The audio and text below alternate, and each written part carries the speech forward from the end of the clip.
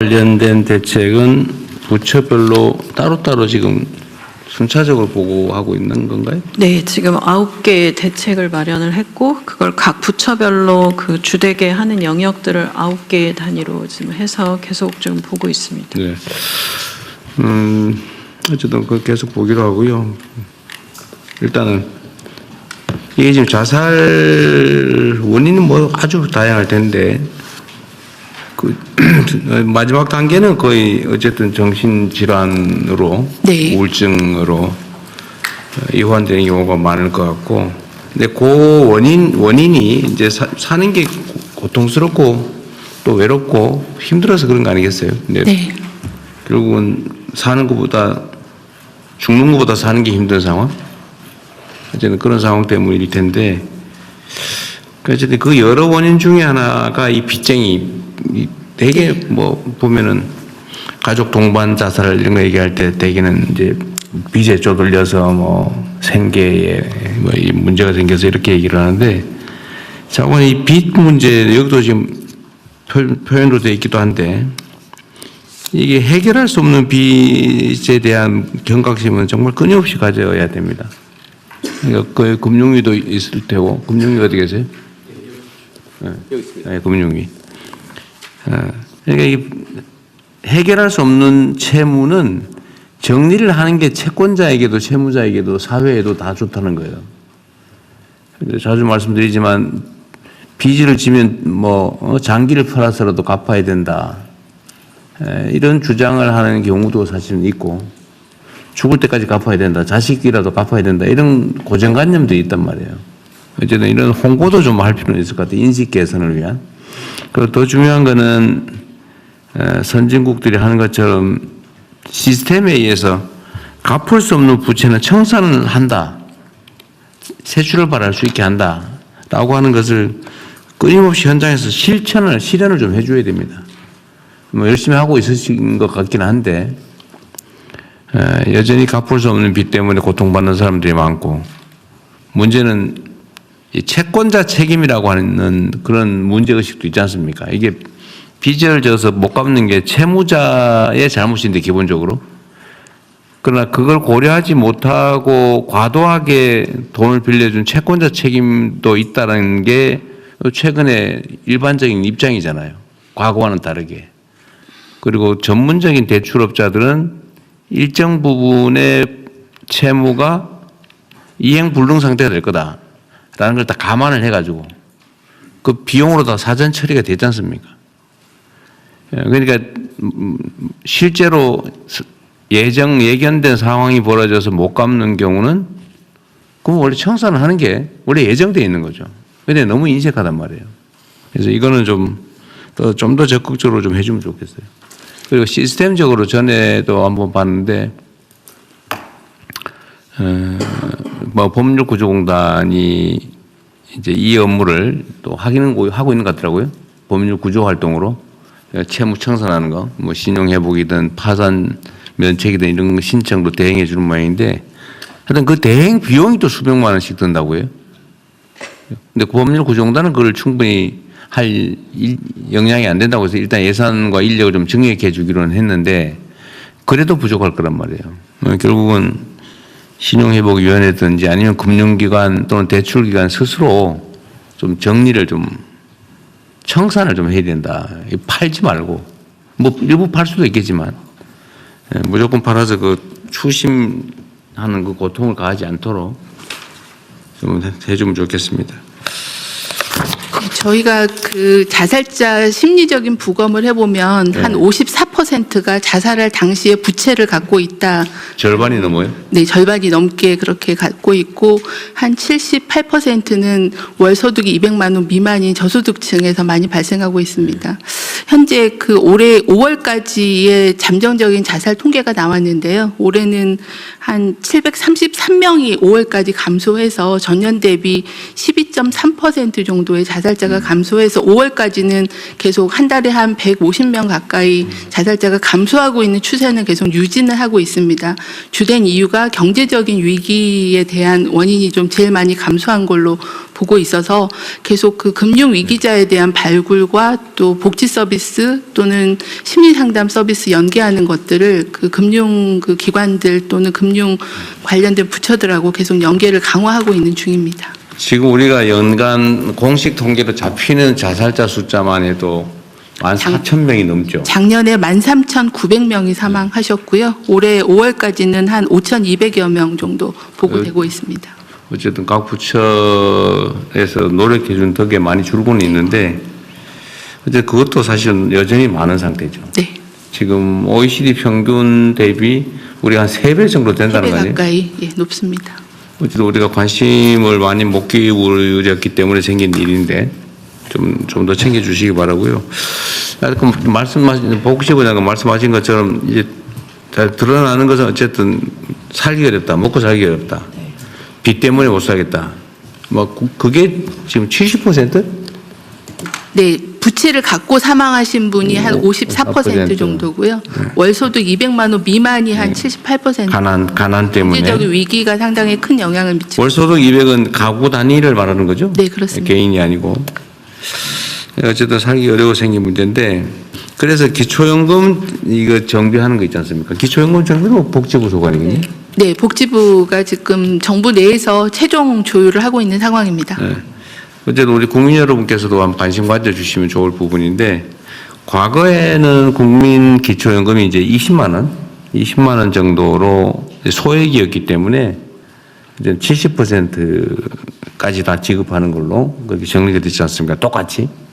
근데 지금은 35만 원? 지금은 34만 9,700원이어서 35만 원. 35만 원쯤 되는 금액을 계속 연간 3% 정도씩 증액해 가고 있죠. 물가 상승률만큼 네. 인상하고 있습니다. 예, 계속 증액을 하고 있어서 이게 지금 이제 35만 원에 이르렀고 부부로 따지면 한 70만 원 가까이 되는데 앞으로 우리 계획으로는 부부라는 이유로 감액하지는 않는다. 그 지금 20%씩 감액하고 있는 안 하기로 했잖아요. 네, 저소득층부터 좀 단계적으로 완화하는 방안을 검토 중에 있습니다. 네. 어쨌든 또 한 가지는 이제 하후 상박형으로 앞으로 올라갈 부분이나 이거 하후 상박형으로 좀 하자. 그러니까 지금 상위 70% 하니까 월 소득이 가구당으로 따지면 700만 원? 부부하면 700만 원이라고 그랬던가요? 선정 기준이 기초연금 선정 기준이 현재는 소득 산정액으로 한 247만 원 정도 1인당 247만 원 정도인데요. 그거는 소득과 재산을 다 산정한 소득 산정액 기준으로 247만 원 정도. 그럼 부부 기준으로 가구 두 명으로 하면 월 소득이 500만 원씩 안정적으로 꼬박꼬박 나오도 지금 이제 기초연금을 지급하고 네. 있는 거죠. 이론적으로는. 네. 그래서 이게 우리가 이제 결국 세금으로 하는 일인데 월 소득이 500만 원 가까이 되는 안정적으로 고정적으로 500만 원 가까이 되는데도 기초연금을 부부의 경우 70만 원. 그럼 뭐 이제 나 죽어야 되겠다 이렇게 생각하는 부부는 깎았으니까 한 50만 원 정도인가요? 네, 50몇만 원 정도죠. 하면 이게 그 50몇만 원이 가진 가치가 너무 다르다는 거예요. 네.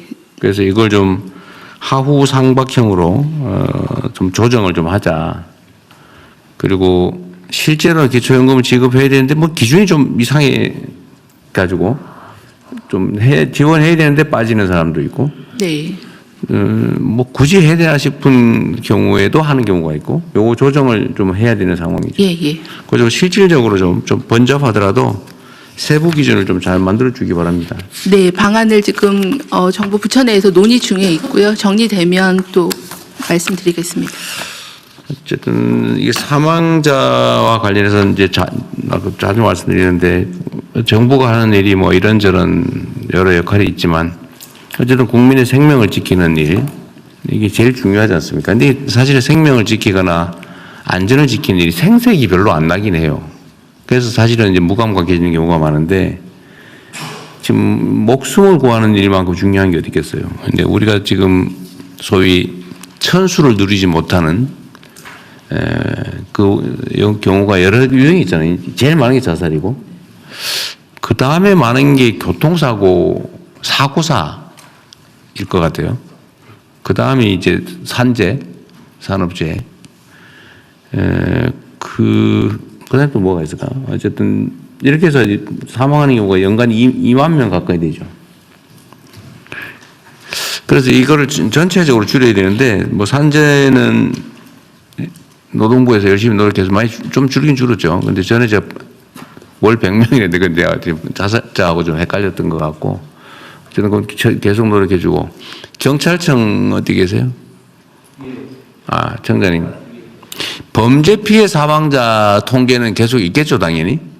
예, 범죄 피해, 살인 피해 사망자 나옵니다. 그게 이제 과실치사 예. 또 있겠고, 살인. 고의 살인도 예. 있겠고, 그죠?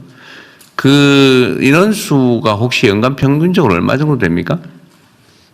그 통계는 제가 지금 기억을 못. 잘 모르겠어요. 별도로 보고를 드리겠습니다. 네. 그거 한번 범죄 유형별로 예. 일단 뭐 사망도 있겠지만, 살인도 있겠지만 치사, 그러니까 과실로 인한 경우, 이거 좀 분류를 하고 연간 추세. 예, 예.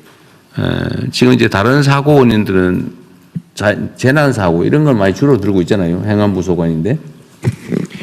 많이 못 줄인 것 같은데 조금씩 줄어들고 조금씩 이게 잘 안 줄어드는 것 같아 보니까.